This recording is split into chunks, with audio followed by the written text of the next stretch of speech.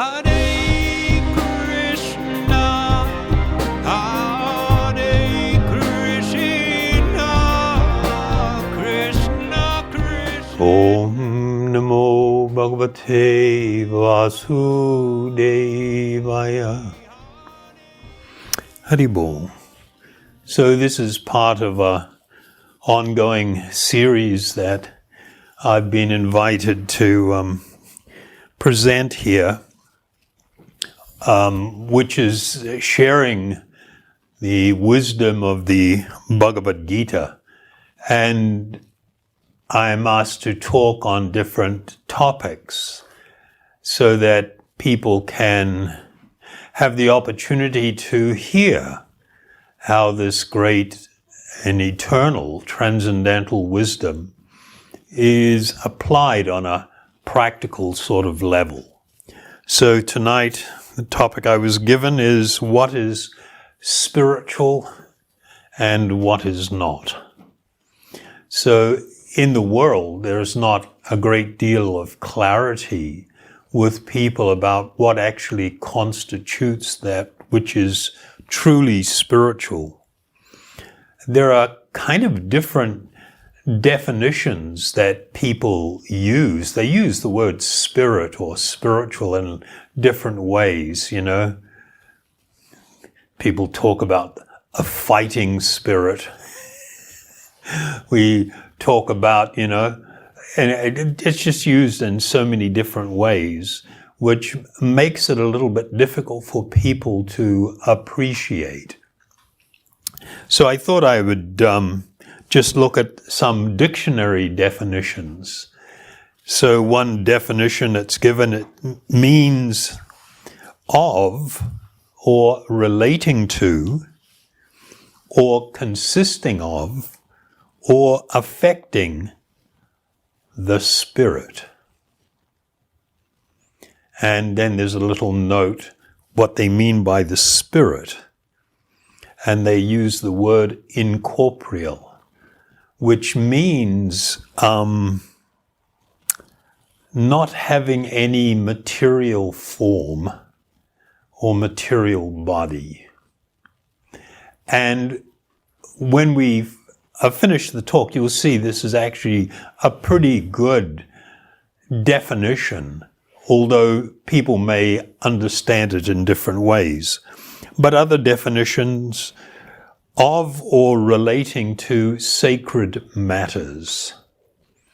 And this is where things get a little bit tricky, because different people may consider different things to be sacred.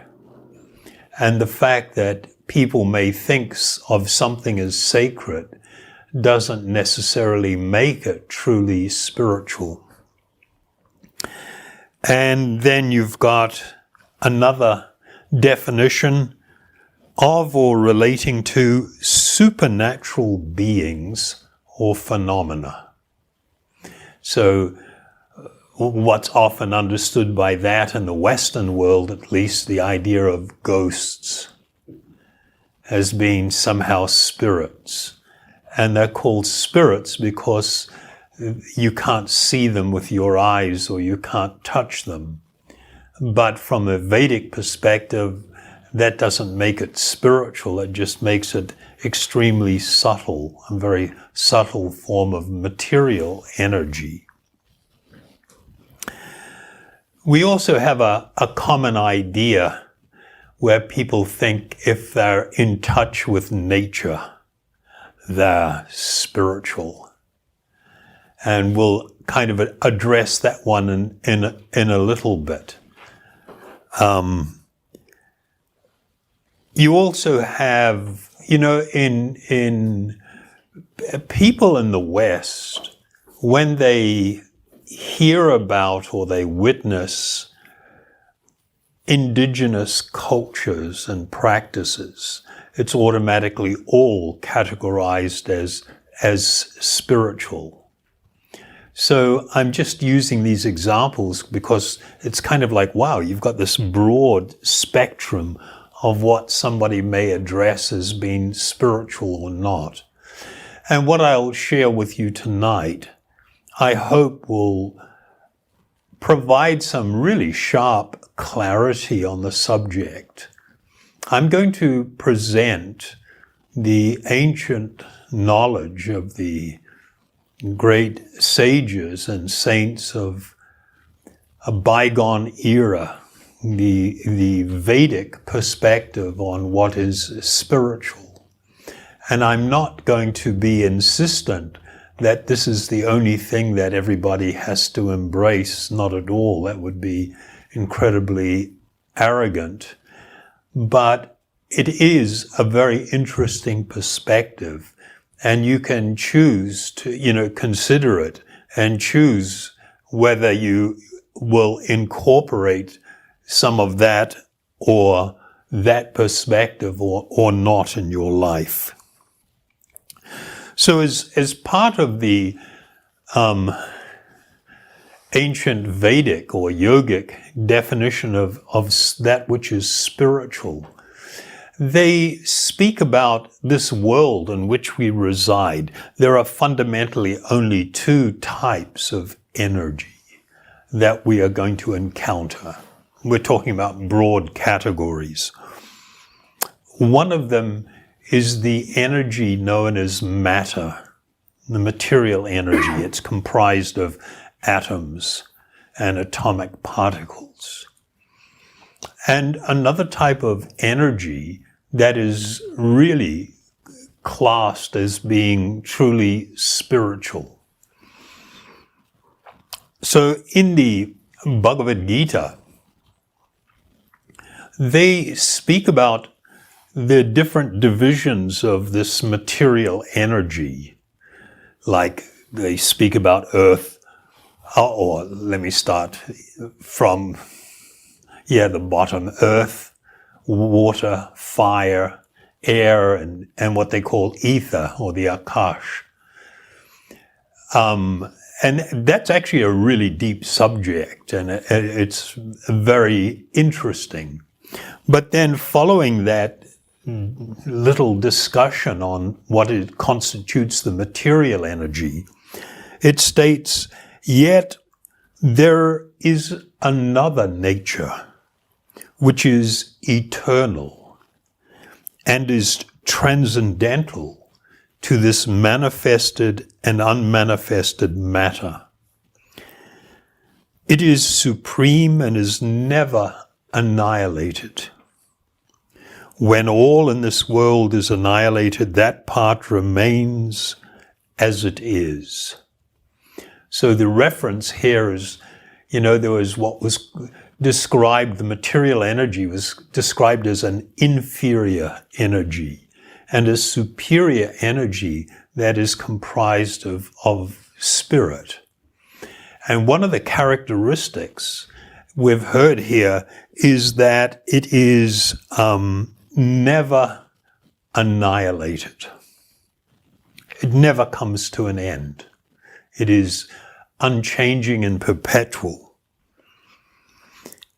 In another reference, again after speaking about the material energy and referring to it as an inferior form of energy, it states, besides this inferior energy, O Arjuna, mighty armed Arjuna, just so people are aware, the Bhagavad Gita is a really amazing text. It's part of a huge compilation, a huge text called the Mahabharata. And it is comprised, it's just like one chapter, but there are 700 verses. And it is accepted as being more or less the essence of all Vedic or yogic teaching. And it was a conversation between Sri Krishna, who was accepted as a manifestation of Godhead, an incarnation, 5,000 years ago.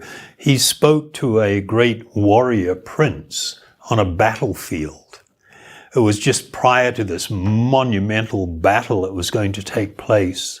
And the prince, Arjuna, had asked, I want to see the people facing each other.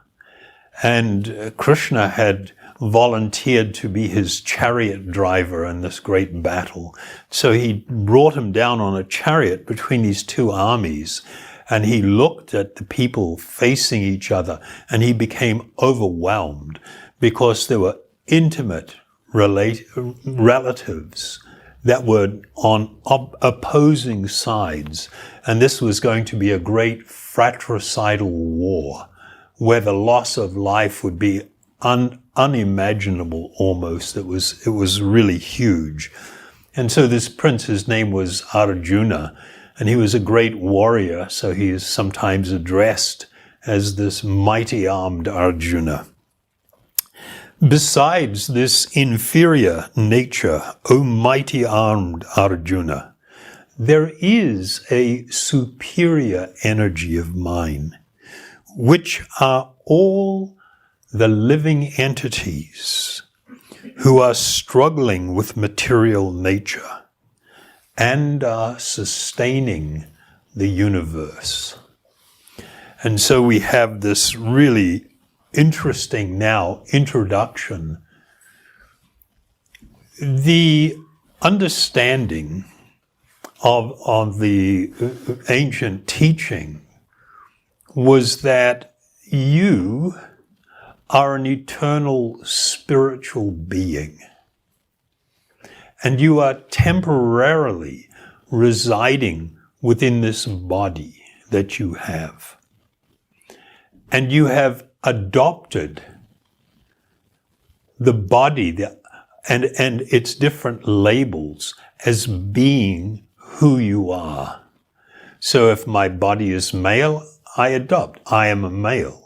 If my body is female, I say, I am a female. I say, I am of this age, I am short, tall, fat, thin, old, young, whatever. I have all of these labels which I adopt as being me, and yet, at that moment of death, when the living being leaves and the body remains behind, all those labels are there with the body.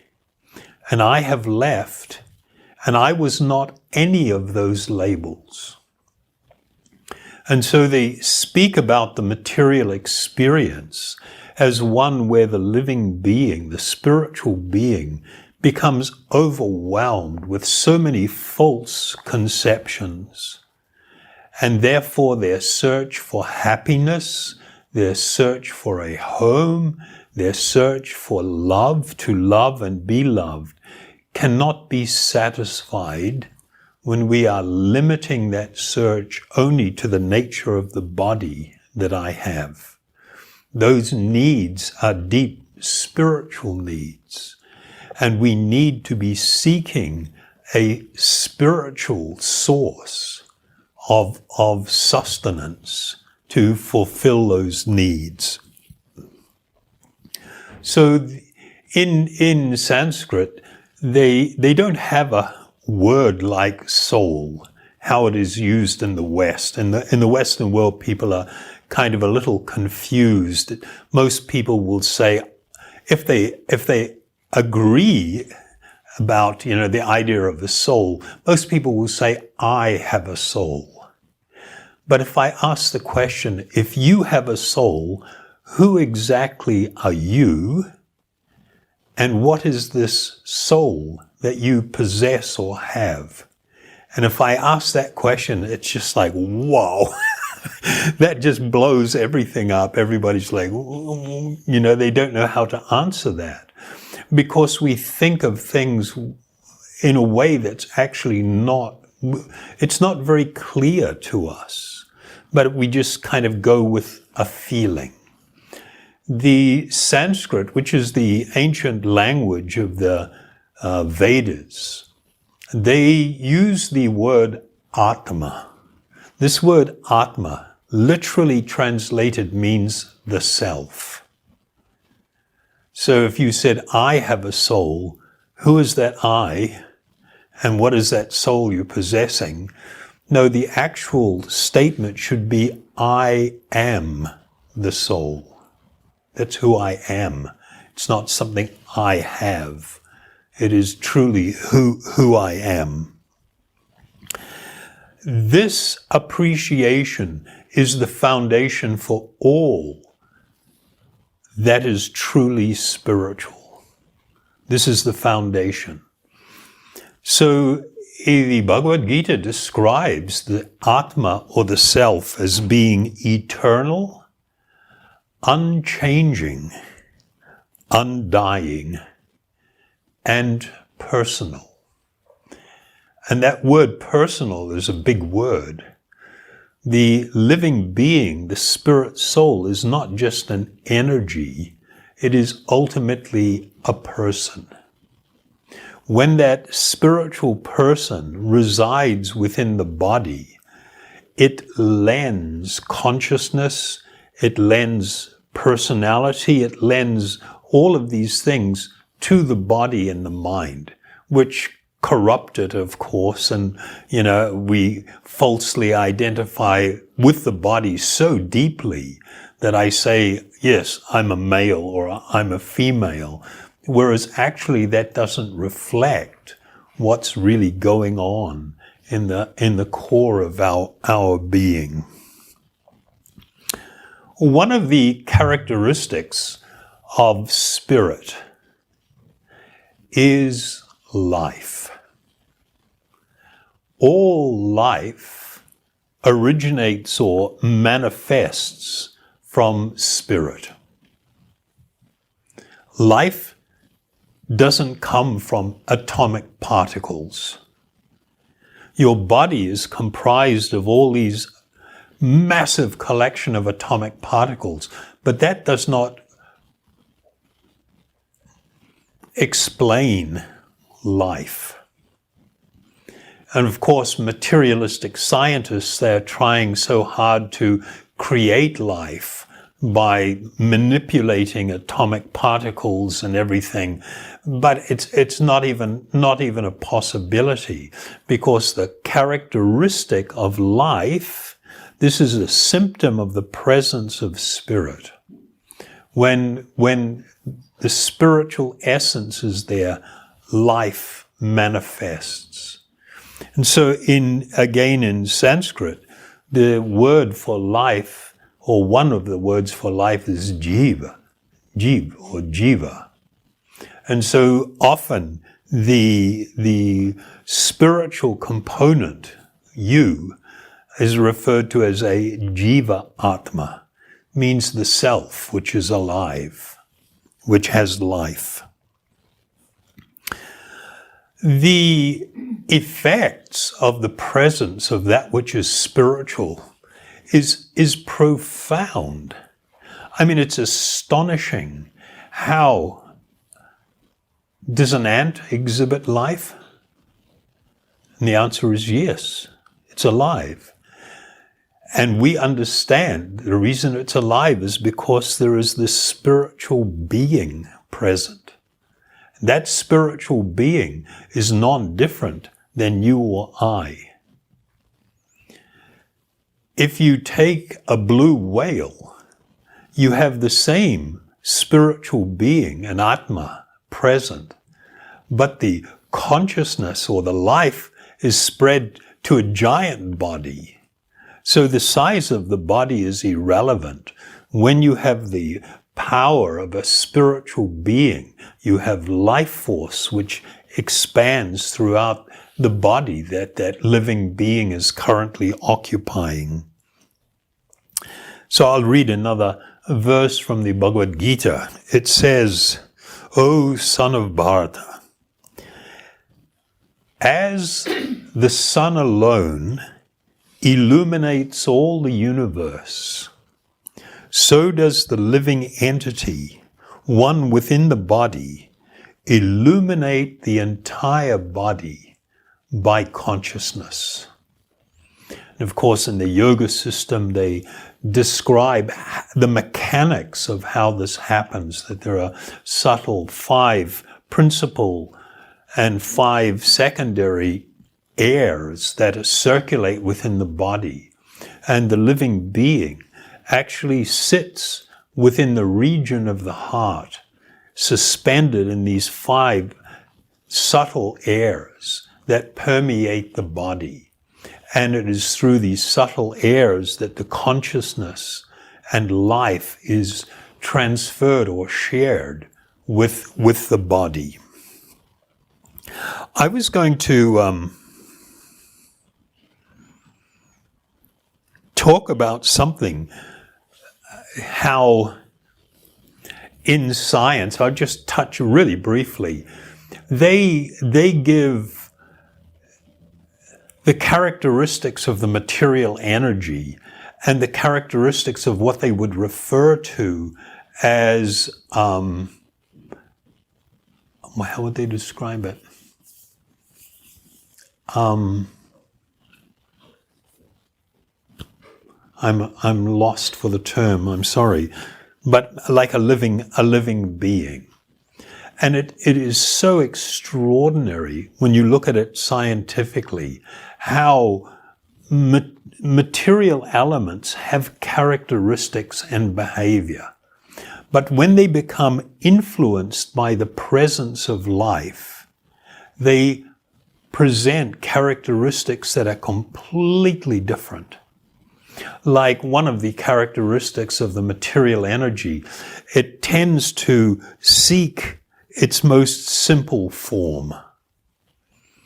But when a living being is present, the material energy becomes complex, like the body. The way the body is constructed and how it functions is just like mind-blowing. And of course, as soon as the living being leaves, that complex organic form, as they would refer to it, now suddenly reverts to its original nature. The body begins to rot and to break down.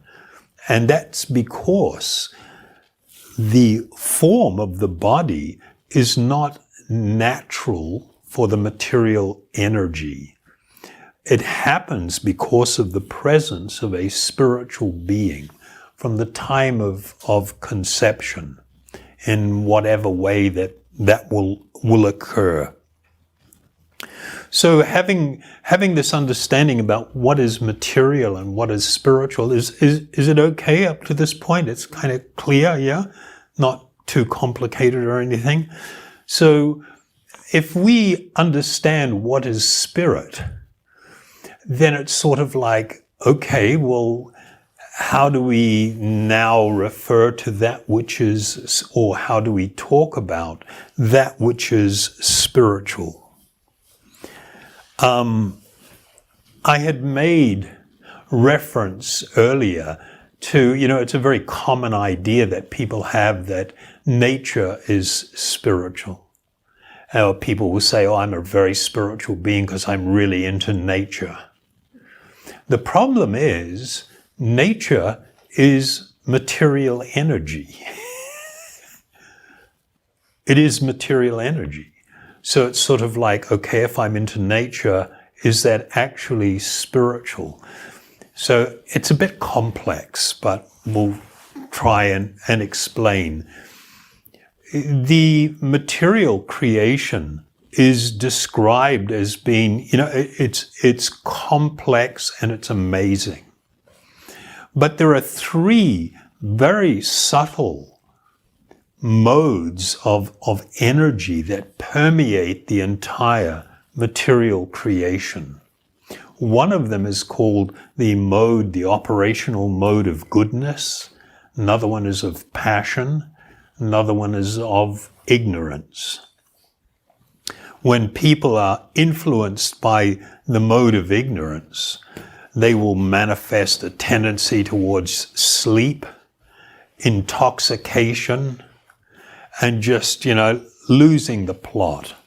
Just like, totally, it's like the night after a wild party.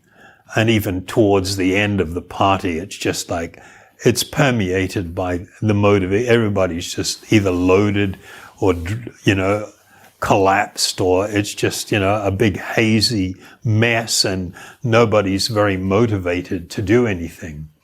The mode of passion, when people become influenced by it, they generally strive for excellence. So like high-performance athletes or people that aspire to create, they're very artistic temperament and they get really locked into creating things, or to excel in some way or other.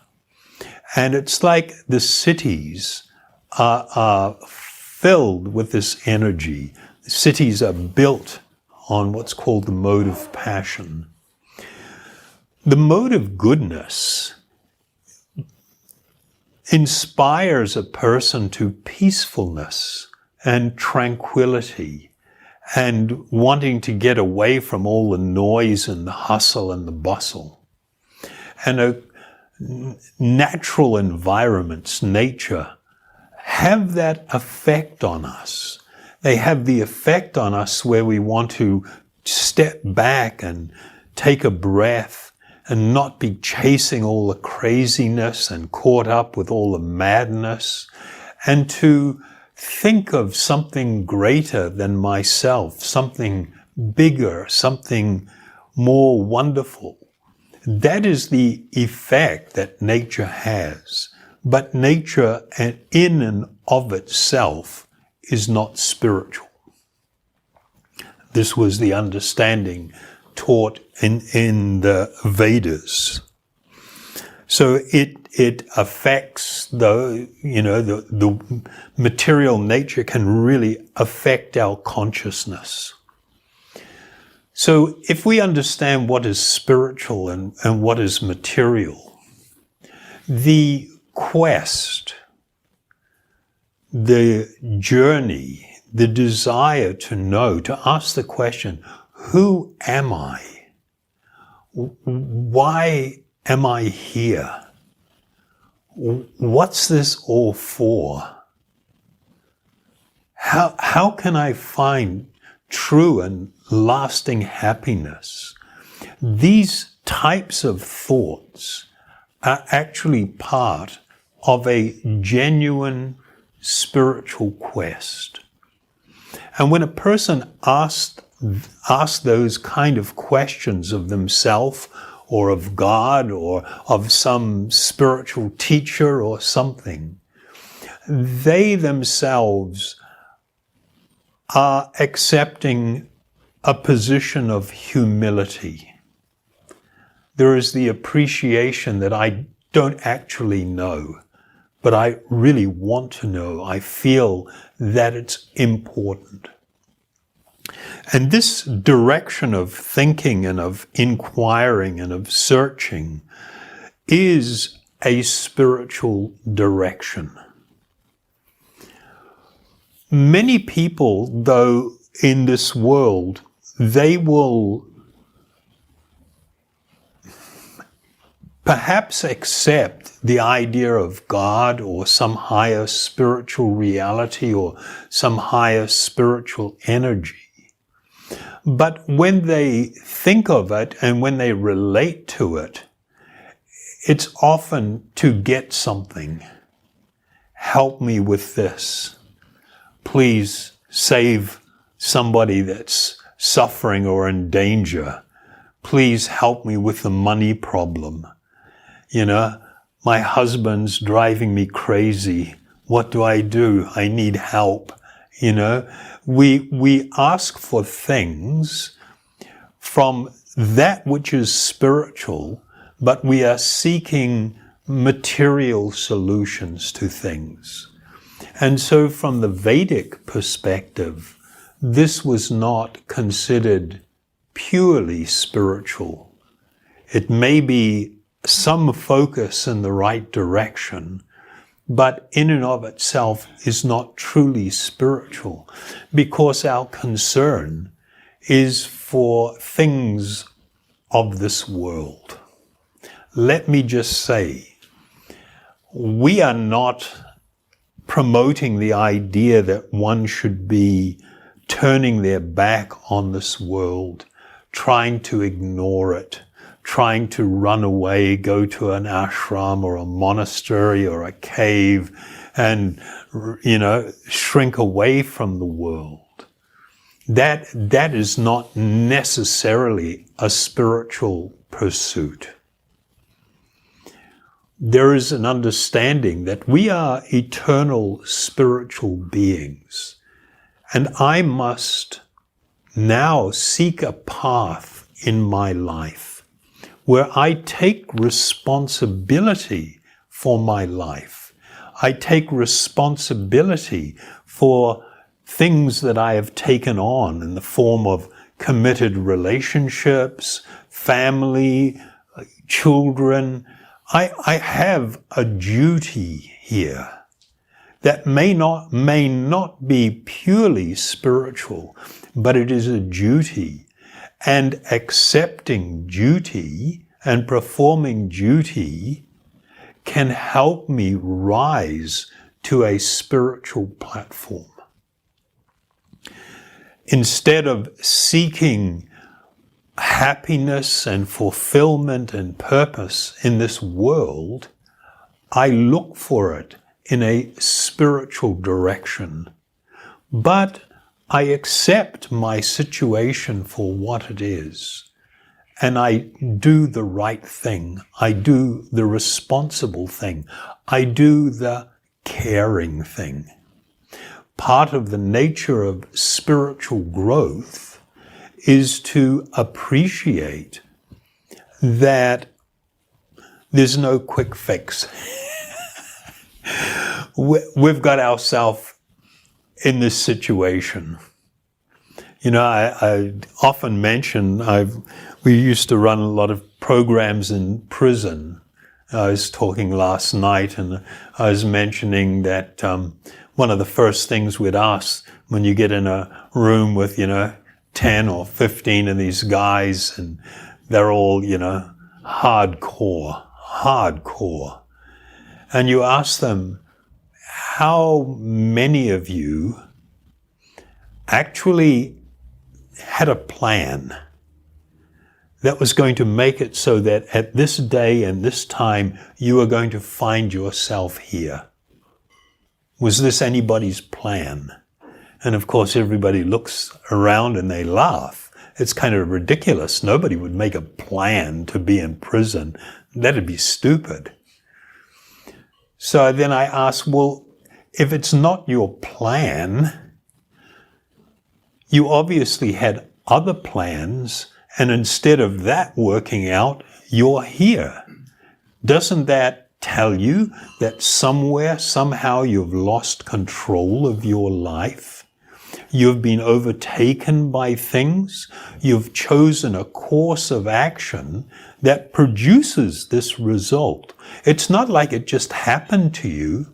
You began to make a series of decisions about what you're going to do in your life. And you may have speculated or thought, if I do this, it's going to be a fantastic outcome. I'm going to get what I want. But that might be just wishful thinking. This principle applies to us. Wherever we are in our life right now, it is the result of choices that we made, actions that we took, and we're experiencing the consequences. And quite often, there's a big dollop of sadness or unhappiness in our current situation. Most people are not living a life that is really filled with happiness and freedom, and it's kind of like everybody's struggling in so many different ways. When a person undertakes this spiritual journey, a journey of spiritual discovery, to come to realize who I truly am and to reconnect with my source, that supreme spiritual reality or God, once I have actually begun to seriously engage, then a lot of things begin to fall into place. I recognize I am where I am. I'm dealing with all the stuff that I need to deal with. Some of it may be the result of really bad decisions in the past. But actually, I can spiritualize my life by choosing a course that brings me to the point where it is revealed to me my actual spiritual identity, who I truly am, the person, spiritual being residing within this body, and what is my natural and eternal connection with any higher spiritual reality or God. When I choose that course and I see my situation and I see my connections to people in this world, I will have a sense of both compassion and responsibility, that I can live what may seem to others to be a very mundane life, meaning I am just getting on with things. But internally, I am driven to seek a higher spiritual truth and reality, to experience it and live it. And not only that, to the best of my ability, to share it with those close to me, children especially.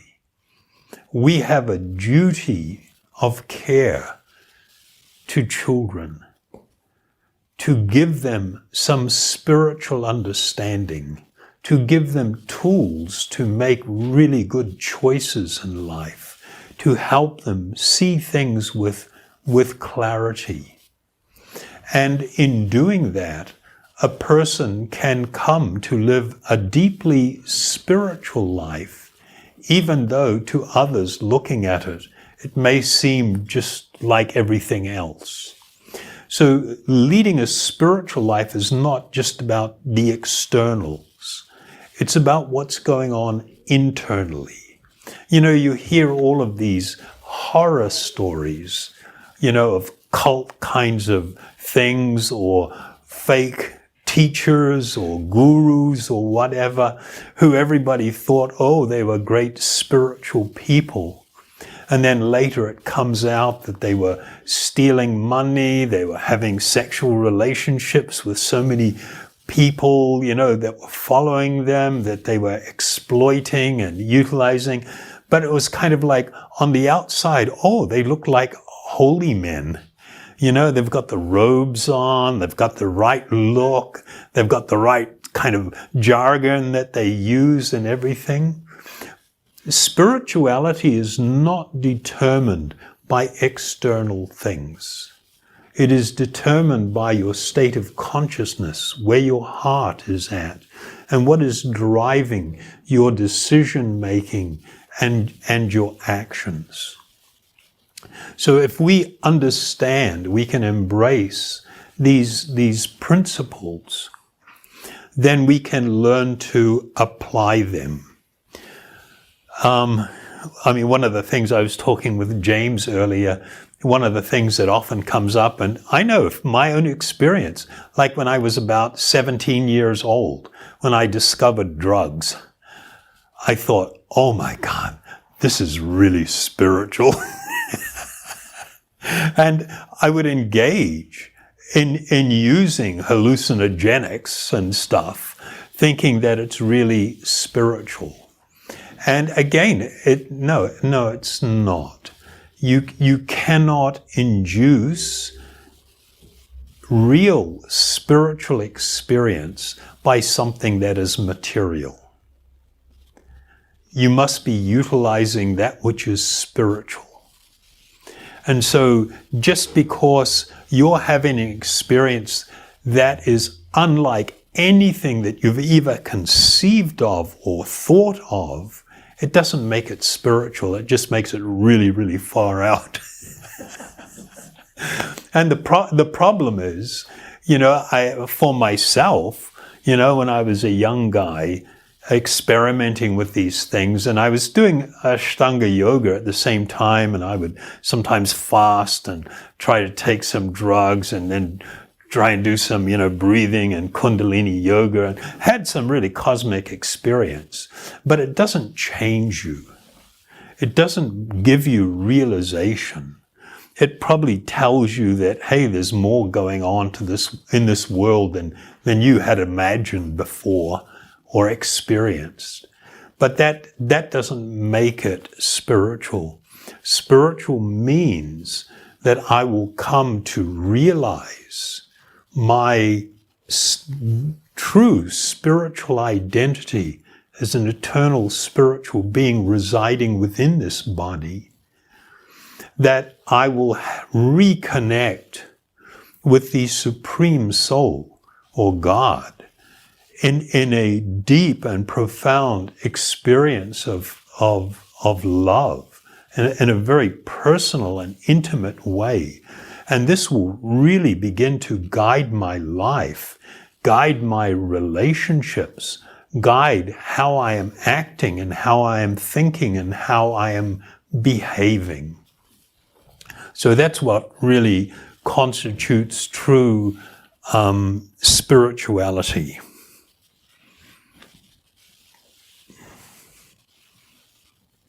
What do you guys think?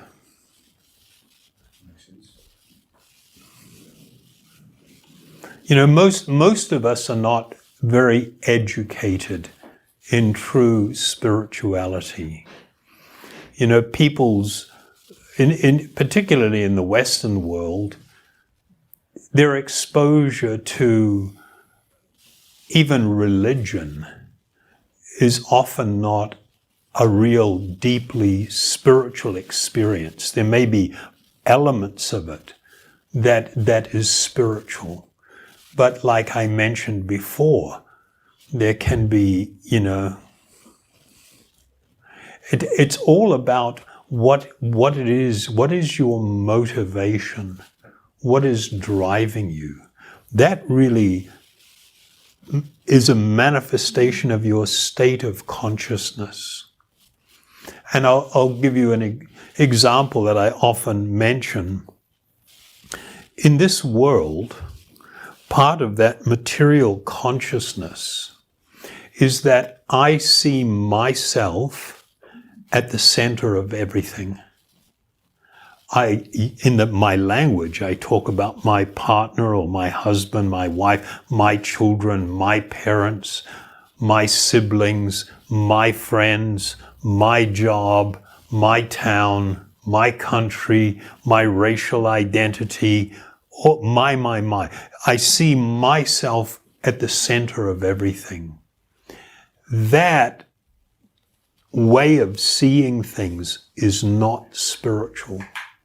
This is considered a very materialistic influence.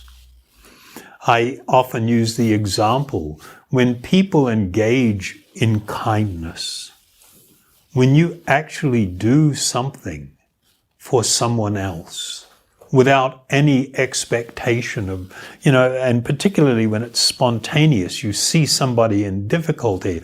I often use the example of, like some woman with all the groceries and the kids, and she's trying to open the car, and you just go over and say, let me help you with that, and just open the boot of the car or open the door, what's needed. And people get a little startled. Oh, thank you very much. It's like unexpected to have people show kindness. We don't expect it. But when you do it, even if it's very simple, you immediately have a feeling that you've done something good for others and good for yourself. You have a feeling of some joy, some quiet happiness that you've done something good, right? The reason you have that feeling is because that's actually close to the nature of the spirit soul. Our deep spiritual nature is to love, and out of that love to serve. And when we live that way, it makes it so a person becomes profoundly peaceful, very tolerant, can accept so many things, and is joyful in spite of enormous hardship and difficulty. They can be cheerful and happy when they have that attitude. The attitude of seeing myself as the most important thing in life and trying to fulfill the desires of my body and my mind and just seeking to take. I have this idea that happiness is out there. I've got to find it, whether it's money, drugs, a car, an experience, a relationship. I've got to get it and dominate it. I have to get it and pull it in close to me. And if I can do that, I will feel happiness. And it's not true. Absolutely not true. Our deeper spiritual nature is to give and to share.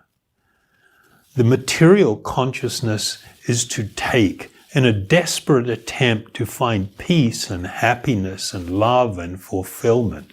We do it from this position of taking. So understanding the distinction between what is spiritual and what is material is really profound.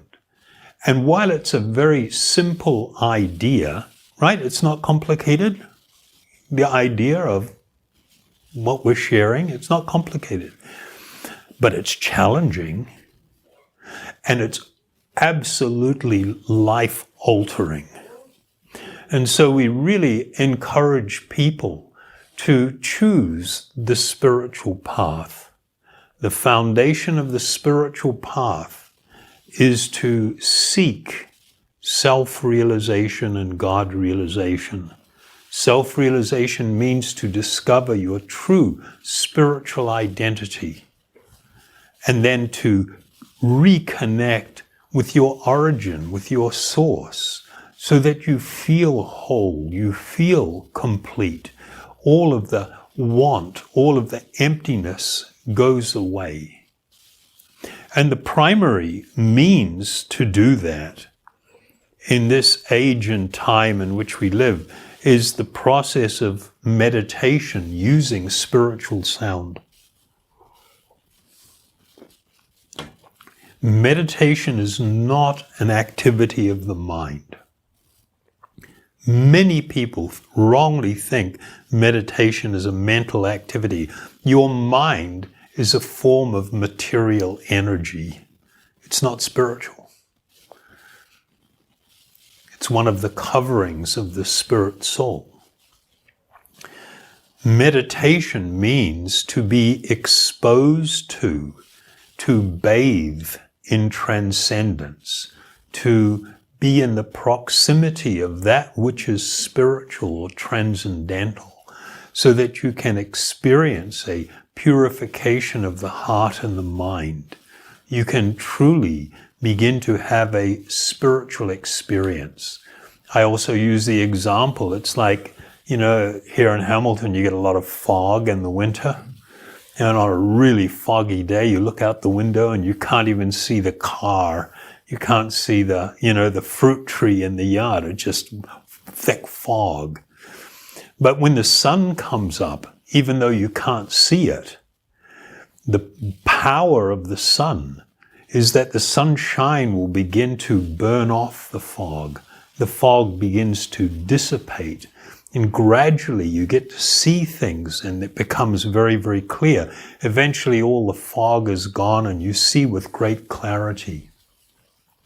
Material consciousness means we're in the fog. How many times do we do something, choose something, thinking this will bring me great happiness, and just the opposite happens? A good example I always use is like marriage. Everybody gets into a relationship with this big hope. This is it. It's going to be amazing. It's wonderful. I'm going to be perfectly happy.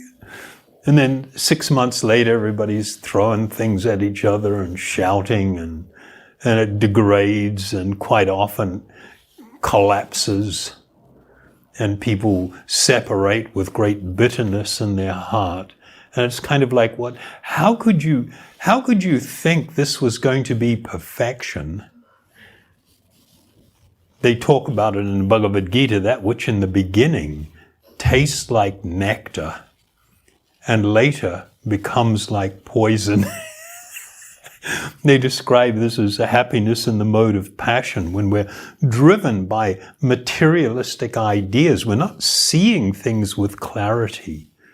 This process of meditation using spiritual sound will transform you. Even if all you do is a little bit of chanting every day, your life will gradually and permanently change. If you seriously adopt a meditation habit, it will change your life, it will change the nature of your relationships, it will change your focus, it will change how you are experiencing everything.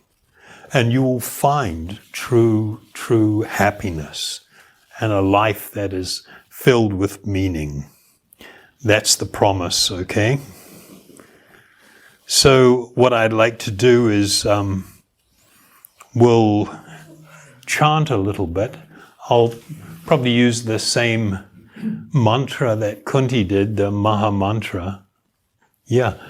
I'll just say this, and what I would suggest we do that, then after that, if you have questions, we'll do the Q&A thing. Yeah? And any question that you have, feel free to answer. I don't take offense at anything. So feel free to answer, ask anything, even if you may think it's quite challenging. You might be surprised that there is a nice answer for everything. Is that okay?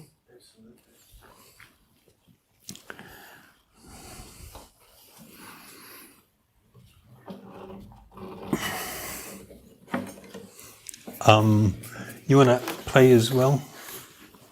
Yeah.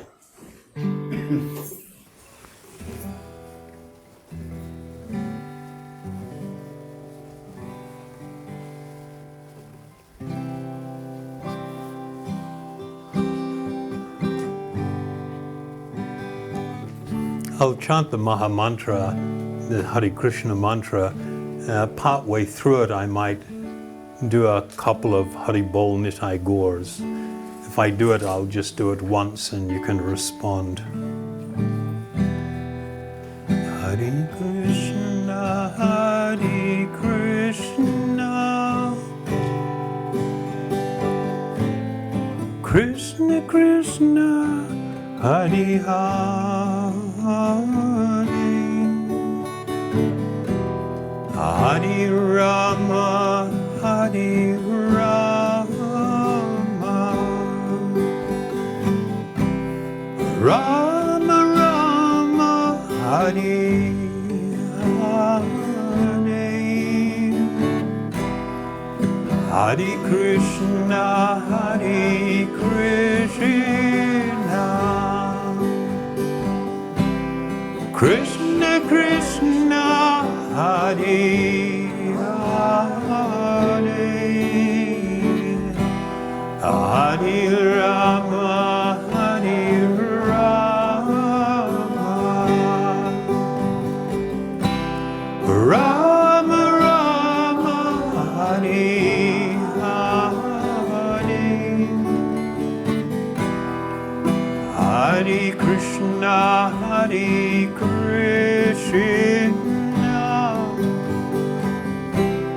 Krishna Krishna, Hare Hare, Hare Rama, Hare Rama, Rama Rama, Hare Hare, Hare Krishna, Hare Krishna, Krishna Krishna, Hare Hare,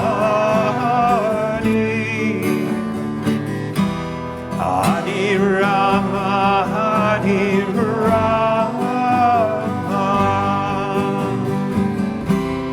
Rama Rama, Hare Hare,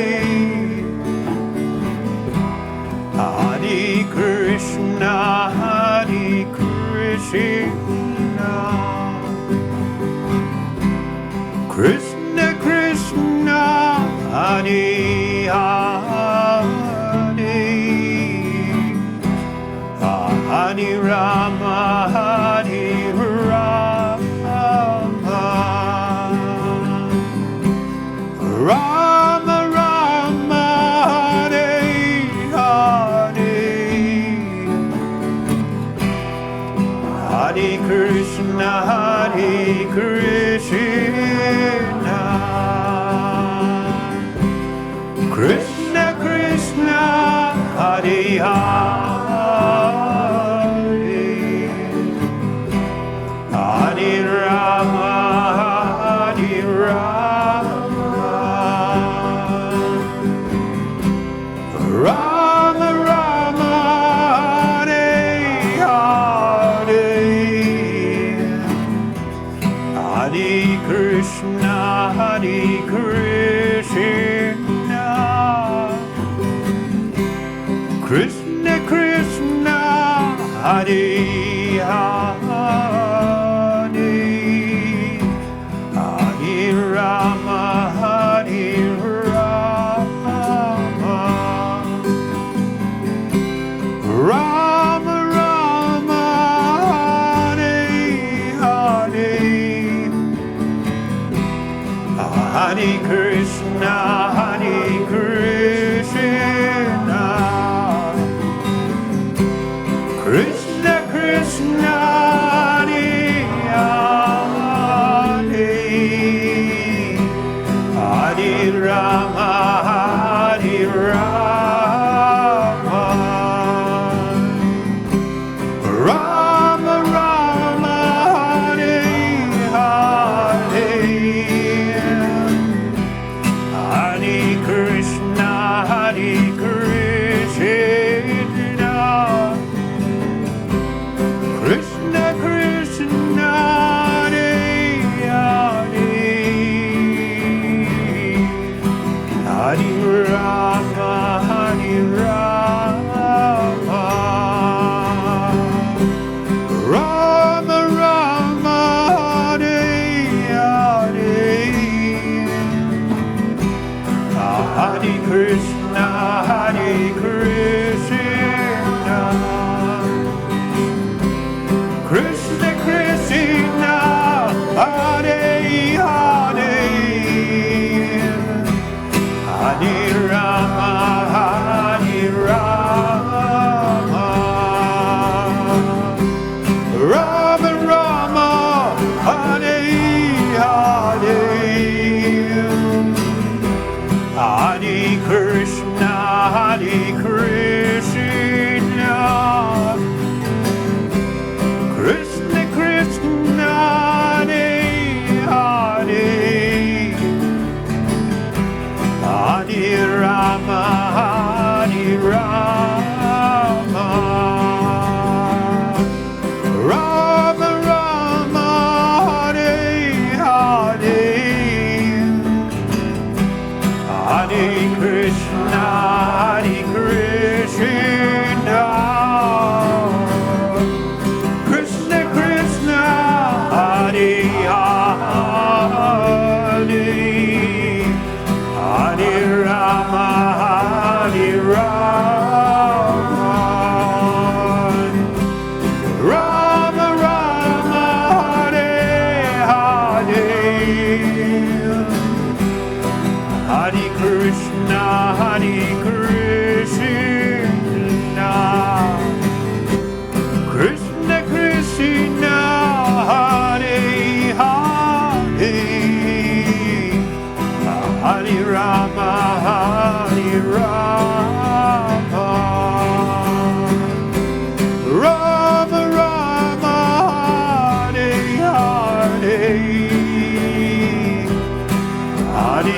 Krishna, Hare Krishna, Krishna Krishna, Hare Hare, Hare Rama, Hare Rama, Rama Rama, Hare Hare, Hare Bol,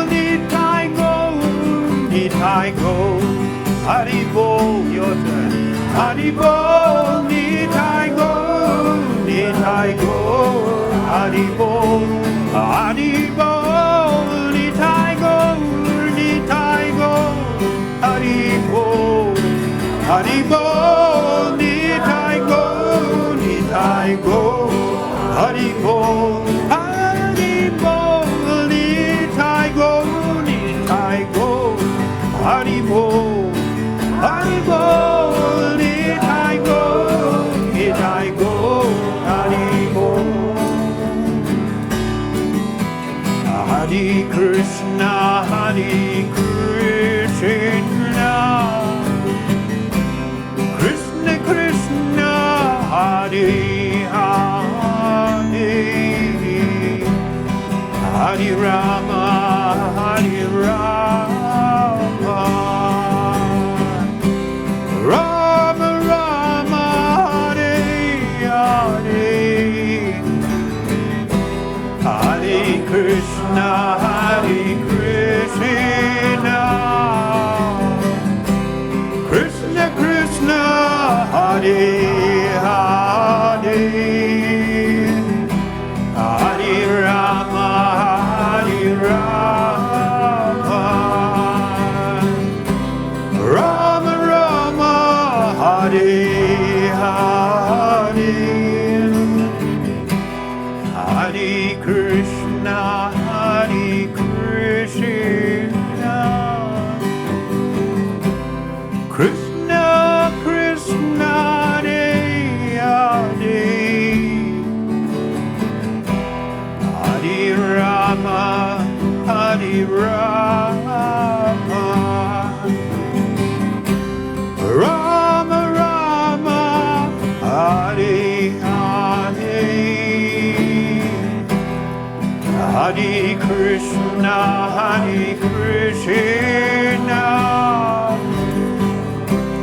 Krishna Krishna, Hare Hare, Hare Rama, Hare Rama, Rama Rama,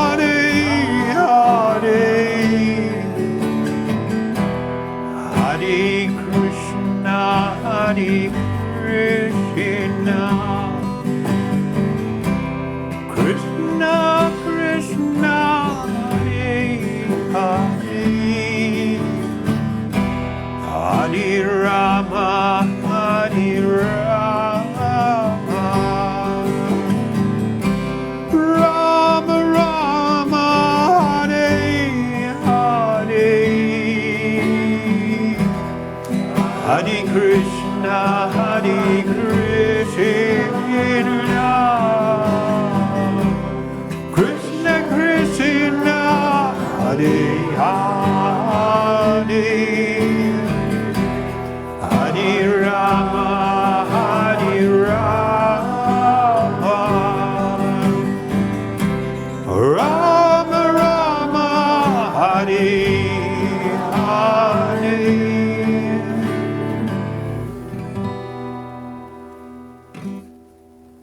Hare Bol. Thank you all very, very much.